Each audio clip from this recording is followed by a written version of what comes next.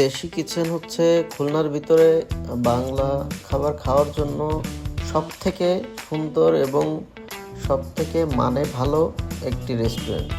তবে এখানকার খাবারের দাম তুলনামূলক একটু বেশি, আর পরিবেশটাও অনেক সুন্দর।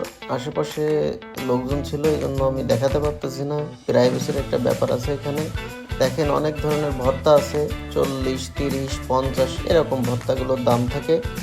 আর সবথেকে ফেভারিট এখানে যেটা লাগে আমার, ভেটকি মাছ। এই এক পিস মাছ 400 টাকা দাম। তবে মাছের সাইজটা অনেক বড়। ডাল 50 টাকা। এই পাশে আছে করলা ভাজি, পেঁয়াজ দিয়ে করলা ভাজি, এটাও 50 টাকা। মানে তুলনামূলক এই সবজিটাও 50 টাকা। তুলনামূলক দামটা আপনাদের একটু বেশি লাগতে পারে, কিন্তু খাবারের মান এবং পরিবেশ দুইটাই ভালো।